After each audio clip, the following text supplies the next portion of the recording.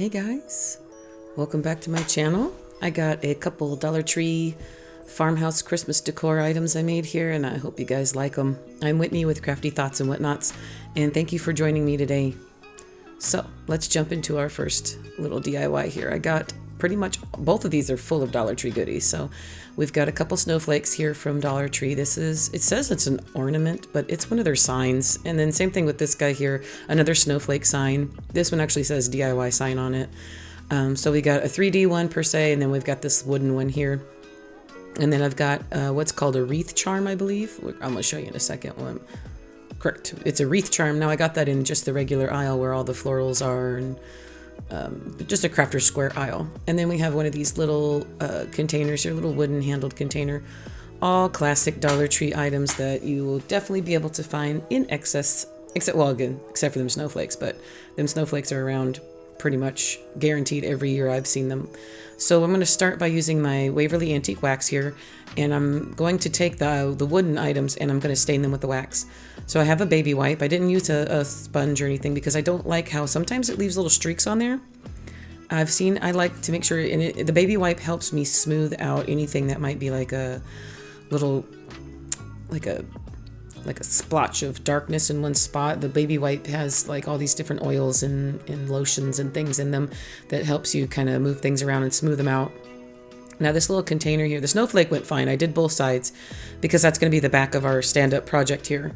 And I wanted the back to look nice. Now with this little container here, some of the parts didn't take, and I believe that's mainly because of the glue that they used in construction of said item. But I won't let that win. I win. In the end, trust me, I win. Now, the other two items we got here that aren't made out of wood, or at least whatever they're made out of, isn't something you can stain. I have some folk art home decor white chalk paint that I'm going to paint all of these items on. Now, we're going to cover this snowflake here. We're going to Mod Podge some really pretty tissue paper on it, but I needed it to have a white background. So this is not necessarily needing to be a solid coat. Just make sure you get the wreath charm covered completely because we're going to decoupage over that as well. And then I took what was left in my brush from painting the two white items, and then I put a little bit of a light dry brushing on just the edges of the snowflake. This is very similar to what I did in my very last video with the reindeer head.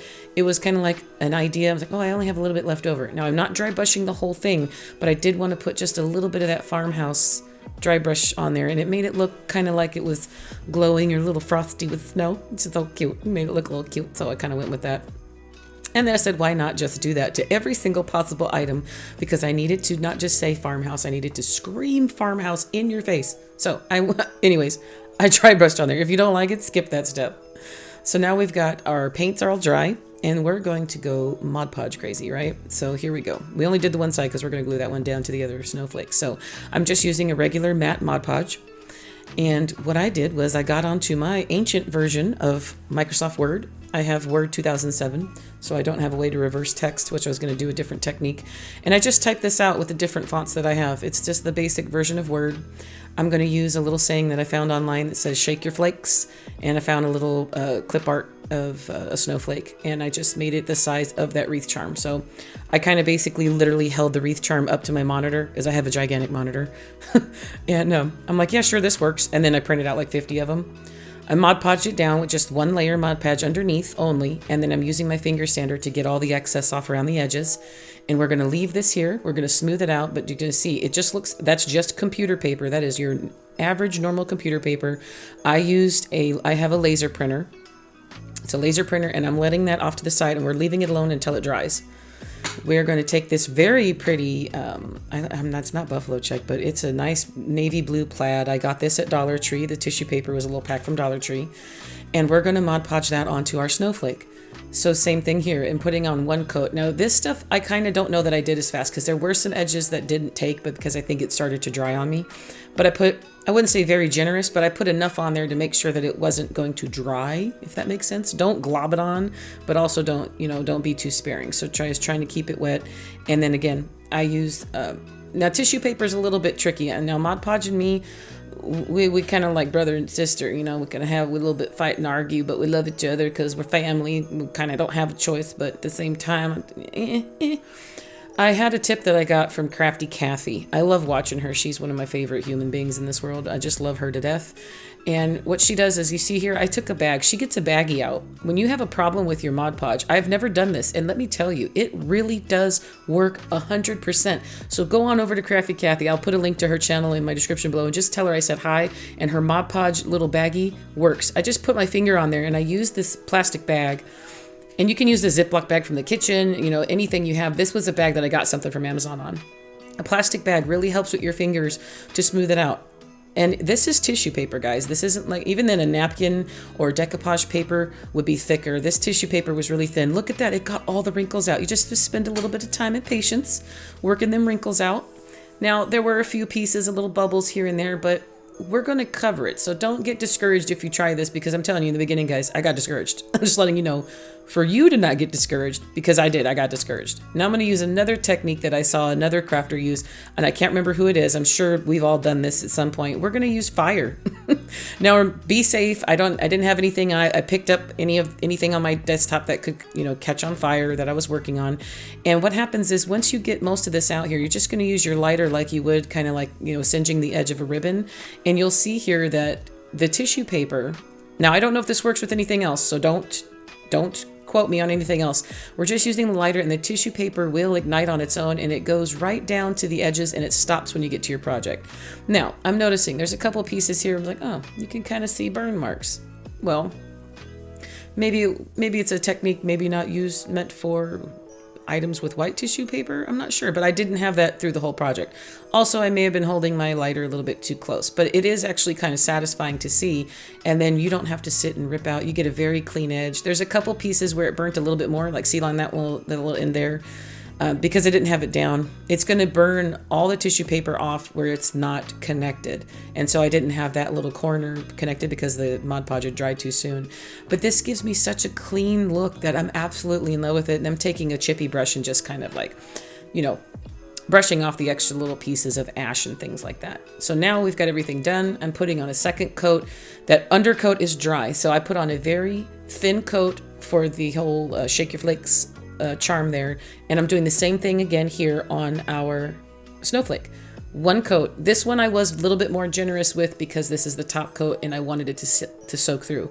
There were some places, where the tissue paper didn't seem to maybe connect so well. It could have been, operator error. I'm 100% going to take ownership of that because, again, Mod Podge and me, this was a lot of surface area to cover. So you'll see some bubbles.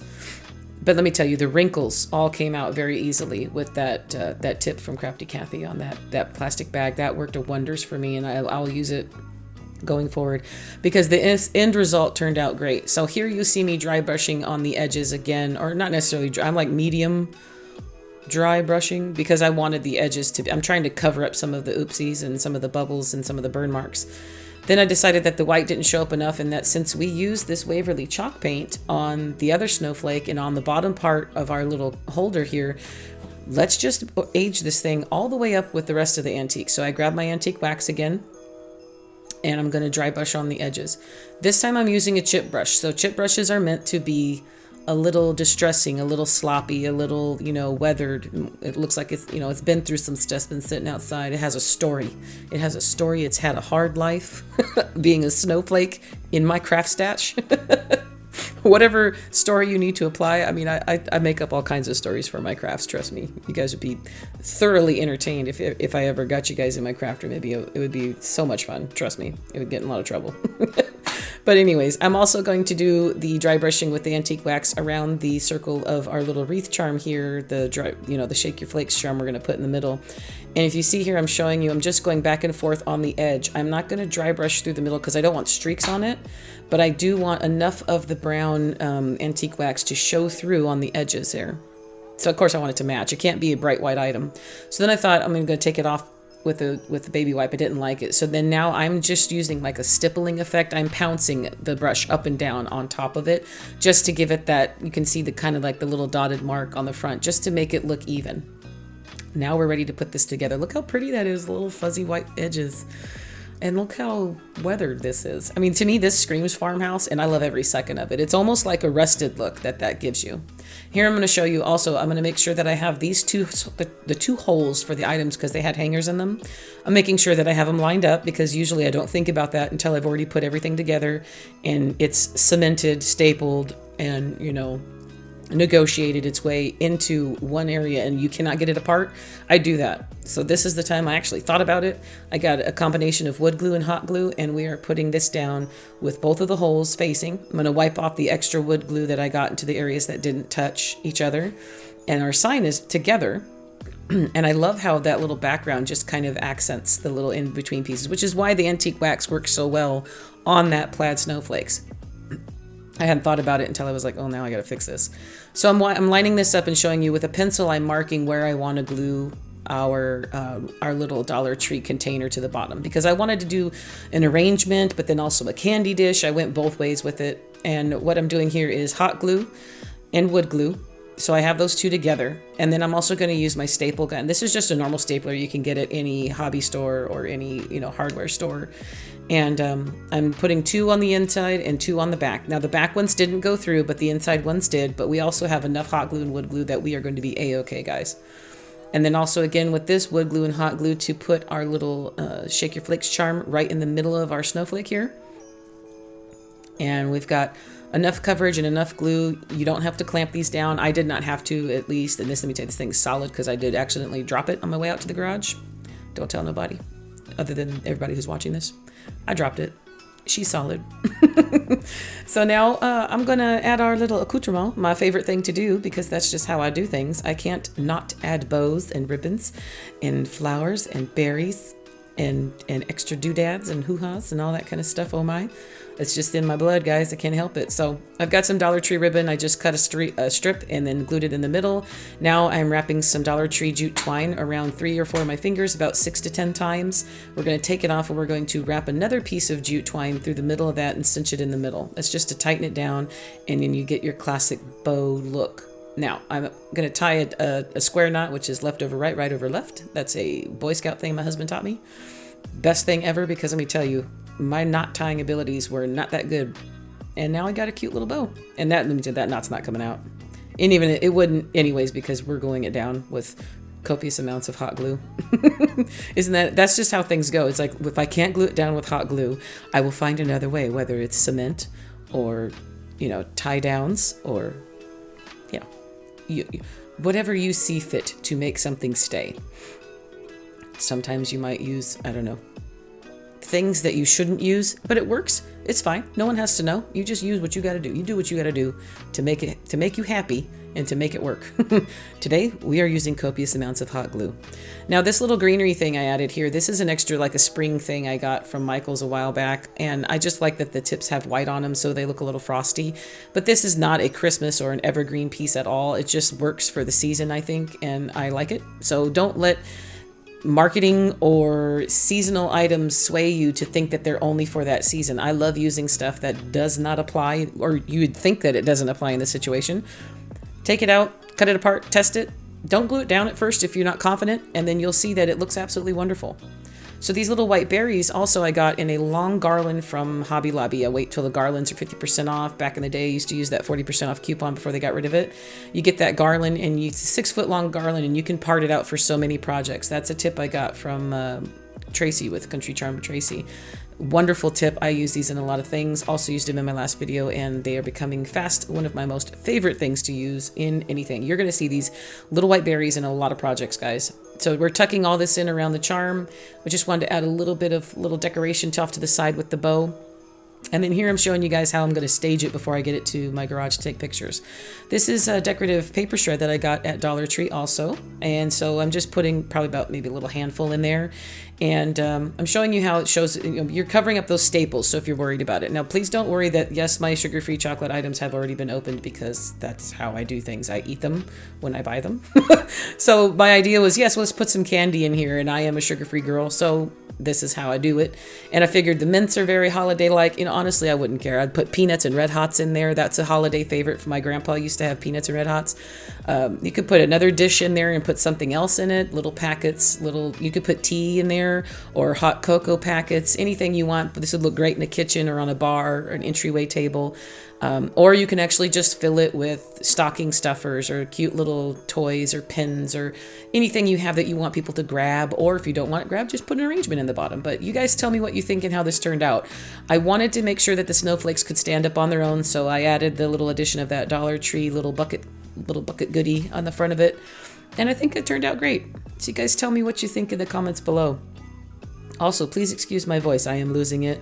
I believe I'm coming down with something, which is why this video is out late, but I'm still here and I'm still kicking, and you guys aren't going to get rid of me anytime soon. You're stuck with me. Hope you guys don't mind. Tell me what you think. I love how it turned out. I really do. I love the colors. It's so farmhouse. It speaks to my farmhouse heart. That's another one. That's a good saying. Put that on a t-shirt. Make that your next Cricut. It speaks to my farmhouse heart. All right, so our second little sign for the video today, we've got this home sign from Dollar Tree. I got a little while back, but I do know they are still available, at least in my store. And then I've got this little, I guess this is a garland, but it's a little 4-piece hanger of snowflakes I've seen. That was new this year at my Dollar Tree. And then these little snowflake wood cutouts, also Dollar Tree. So I'm just kind of messing around. I'm only going to take one of these snowflakes off of that longer 4-piece, I want to say it's a garland, but in any event, the little 4-piece snowflake. So one of those and then 3 of the other. And then we're going to basically deconstruct this little home sign because we're going to cover it with some scrapbook paper. So this sticker didn't want to come off. Most of these Dollar Tree stickers haven't been giving me too much of a problem, but this one was like, no, I think I'm going to rip on you. So I'm like, all right, cool. Let me leave it in the video so everybody can sit there, watch me take a sticker off. Don't ask me why I did this. It could have been the allergy medicine, working during editing. Who knows? So that little greenery piece actually came off really easy, and I see a wreath. So I'll actually save that, guys, and put that on your next project. You can put little red berries on it, or maybe even save it for, we have, again, next holiday, we got Valentine's and Easter coming up. That little greenery piece is already in one piece. It would be definitely used for that. Taking all the glue off with my heat gun and not a rubber scraper, with a spackle knife. And then here, look, I'm taking a picture of the lines on here, and then I'm going to use my finger sander to get the rest of that glue off so we have a flat surface. Take a picture if you can, because I wanted to duplicate or somewhat try to duplicate those lines that are on there, because once you get this thing covered, you'll notice you no longer have lines and it's hard to see what the M and the E is, or the definition between the H and the M. So I'm using an AdTech glue runner here. Please ignore what I'm doing with it because I had a little piece that actually broke off inside this one refill and I wasn't going to waste the refill. But in any event, it's scrapbook adhesive. I love it to death. I use it for everything. Once you use it on a project, make sure you put your paper down that you want because it doesn't come off easy. It's pretty permanent. So I put that adhesive all over the front of the home, and then I put my scrapbook paper on there. This is a very pretty retro design. I went very, retro Christmas with this. This was totally, 50s Fallout classic. I love that retro stuff. I love the oldies. I love the old ornaments with the shapes of them, and then all the paintings from back in the retro Christmas days. And I also love bright red with turquoise. But in any event, that's this paper. We're going to retro style, or at least the colors. And so I put the scrapbook paper on there, and I'm using my finger sander, and you'll see here, this was a little bit challenging. I had to have some patience, which I'm not good at, especially as I get older. That maybe ask Santa for that for Christmas. I'd like to get my patience back for Christmas. But in any event, I took some time, and I had to get a little X-Acto knife out here, a couple blades here and there. But it's the same technique as when we're covering the back of an item with maybe craft paper or shipping paper. You want to just get that nice clean edge that is, I don't know how to explain it, guys. It's not necessarily a weathered edge, but it is a very clean edge that you can tell is a bit roughed up, but it's not horrible. Again, I'm probably not making sense with this. You ever have sat back and said, if I have to describe what I'm doing, it's actually not that easy. And also, I get distracted by pretty things, so I just want to sit and watch it come alive. In any event, and I keep saying, I also have, there's a drinking game or like an eating game. Every time I say in any event, eat a piece of chocolate. And I'm telling you, you're going to end up real fluffy by the end of the video because I say that a lot. So I was finished getting all the paper and clean lines as much as I could. So here I'm taking a ruler, and this is a thin, it's like a fine point Sharpie because I wanted red on here. Obviously, we want that bright, crisp red with that retro turquoisey blue-green color that screams retro Christmas. I wanted these colors together because I'm going to add some more red to it. And I messed up the lines on the M part. I wasn't paying enough attention. Something didn't work out. But let me tell you, I am not upset at all. I was when it was happening. Trust me, during this whole part right here, if you guys could actually hear the audio, you would be laughing at my pain. Trust me. But we end up covering enough of it that at the end, I think it doesn't matter. I really think it doesn't matter. So I could show you that you can mess something up, even like I did. I messed this up with these lines pretty bad. I kind of added a couple little highlights on the corners here. You can see me adding the little corners, like you'll see here and here, the little corners. Some of them just add a little bit extra ink on them. But I did go over a lot of the edges with my ruler a couple times because it was a fine point Sharpie instead of a regular. But you can see right there on the M, right in the center, there's an extra line that shouldn't be there. It's not the end of the world. I'll show you guys how we fixed it because I think the end project, I'm so happy with how it turned out that you don't even notice it, other than the fact that I'm going to tell you to notice it. I'm going to say, look at it right here. I'm pointing at the screen like you can see me. Look right here. I screwed up. Look at my mess up. It's beautiful, isn't it? So this is just another technique of being too lazy to get a paintbrush out, but then I ended up having to get it out anyways. I used a baby wipe to put on some white chalk paint on all of our snowflakes.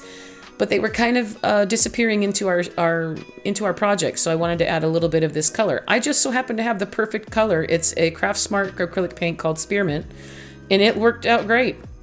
And so I started just to do a little bit of a dry brushing thing with a stencil brush. Ask me why I grabbed a stencil brush. I don't know.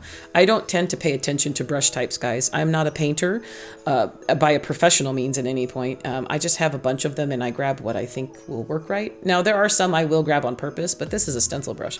So then I was like a little bit too much on the spearmint color there. So I grabbed my red and thought I will dry brush the edges of this like I did the edges on our larger snowflake on the first project. And I wasn't getting the feeling in, it wasn't, I've said before, it's just not blowing my skirt up. Know what I'm saying?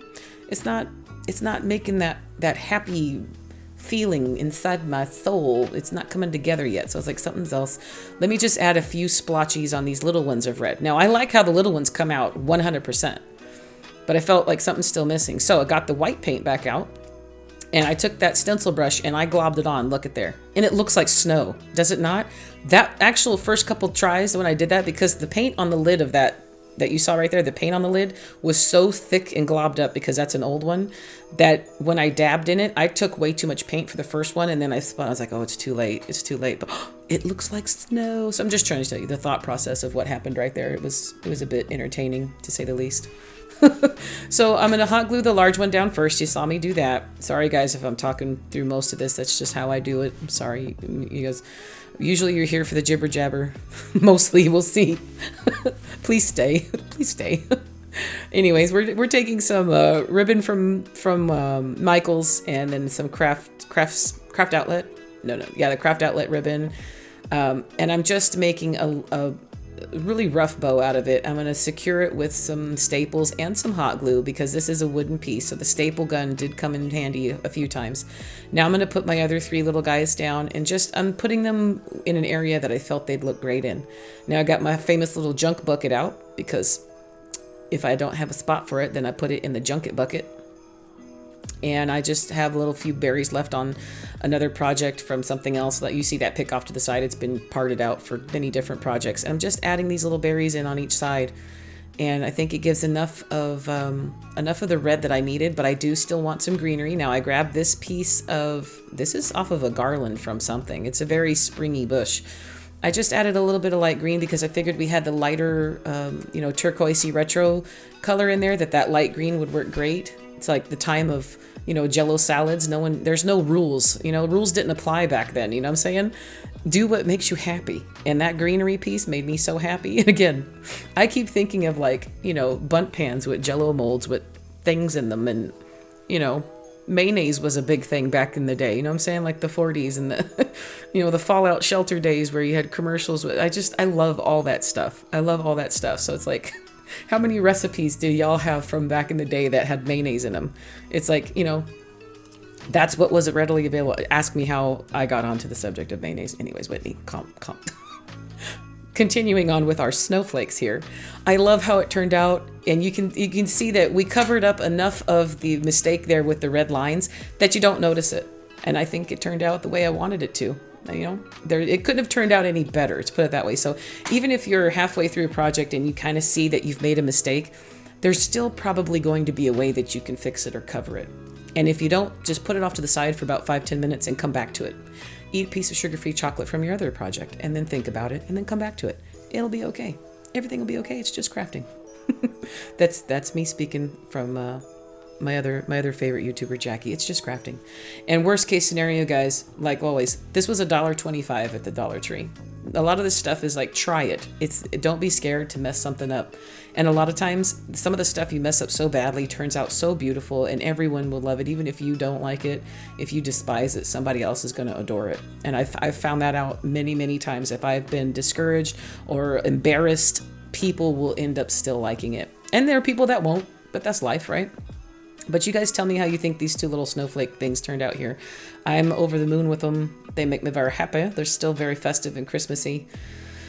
Oh yes, coffee page. I want to thank everybody who has supported me and who is continuing to support me. If you are able to, take a look at my coffee page and buy me a cup of coffee. It helps me keep my channel going.